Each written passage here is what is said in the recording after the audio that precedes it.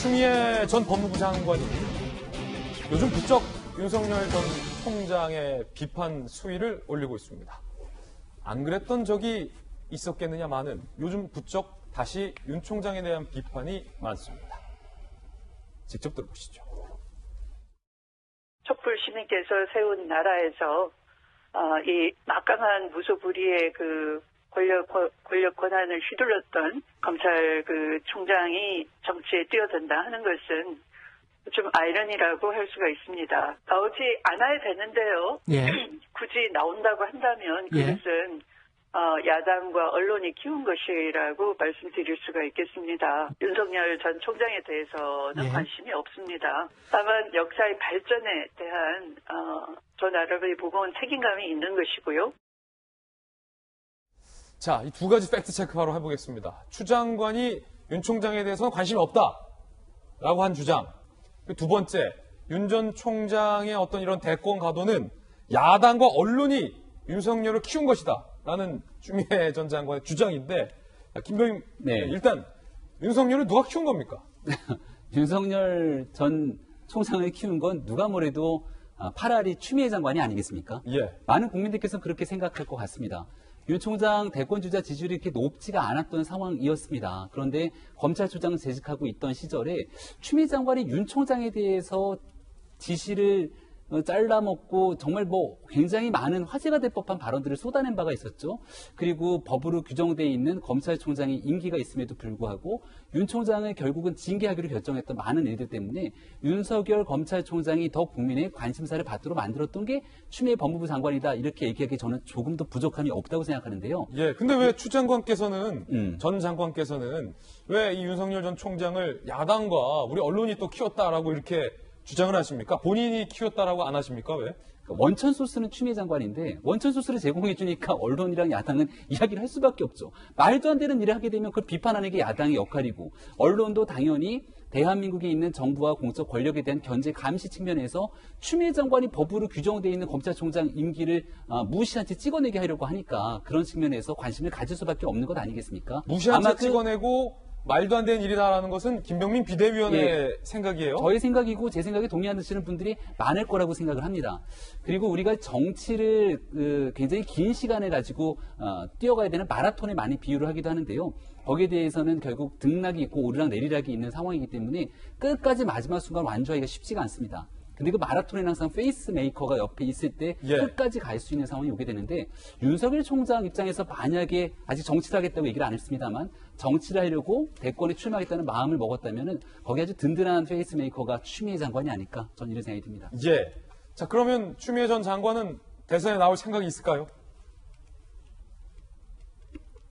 추미애 전 장관, 시대가 요구할 때 제가 쓸모 있다면 나설 수 있는 것이지 아무 때나 나선다고 되겠는가?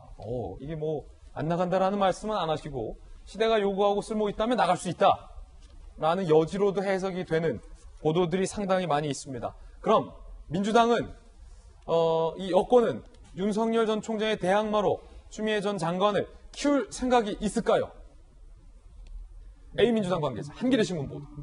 추윤 갈등에 대한 중도층 거부감이 되살아날 수도 있다. 가뜩이나 윤 전 총장 등장으로 야권 지지층 중도층이 결집했는데 중요한 선거를 앞두고 왜 자꾸 추미애 전 장관이 이러시나 부담된다. 역시 한겨레 신문. B 민주당 관계자. 본인 생각 스케줄보다 일찍 장관직에 물러나며 대선 정치 구도에서 내가 잊혀지지 않을까 하는 불안감이 있었을 것이다. 자, 이건 저희 얘기가 아니라 한겨레 신문 얘기입니다. 김영주 의원님. 네. 여권에 또 책임 있는 중진이시니까 추 전 장관의 어떤 윤석열 전 총장에 대한 대항마에 대한 한겨레 신문이 취재한 내용들인데 어떻게 보십니까? 항상 국회의원이나 정치인들은 자기가 아무 때나 출마하면서 시대를 팔아먹죠. 그렇습니까? 예, 시대가 요구한다. 국민이 나보고 나오라 하면 그렇게 얘기하는 거는 다 스테레오타입화된 모든 정치인이 하는 나는 나가고 싶다는 것이고 실제로 내가 나가기 위해서는 친문의 극렬한 지지자들의 지지가 필요하다. 나를 좀 도와달라. 이런 호소에 불과하다고 보여지고요. 추미애 장관은 지금 고민정 의원 때문에 지역구가 없습니다. 아하, 그렇군요. 더 쓸 곳이 없거든요. 네. 더 불안감이 많아질 수밖에 없어요. 네. 이제 그렇기 때문에 계속적으로 자기의 존재감이 잊혀질까 이렇게 노심초사할 수밖에 없다라고 하는 부분이고요. 그래서 실제로 보면은 윤석열 총장에 대한 관심이 없다는 말이 맞습니다. 아, 그렇습니까? 그 윤석열 총장에 대한 관심이 아니라 나에 대한 관심을 가지자더라. 그렇게 얘기하는 것이죠. 자, 요 해석은 우리 김영주 전 의원님의 네. 어디까지나 지극히 개인적인 개인적인 해석이라는 해석. 말씀 드리겠습니다. 이해찬 전 대표가 앞서 LH 건과 관련돼서 한 말씀 하셨고 또 윤 전 총장에 대해서도 한 말씀 했네요. 들어보시죠. 대선 후보가 되려면 발광체가 돼야 되거든요. 네. 반사체가 돼가지고는 그걸 못 끌어갑니다. 발광체가 있을 때만 반사체는 의미가 있는 건데 네. 윤석열 후보는 제가 보기에는 발광체가 아니고 반사체입니다.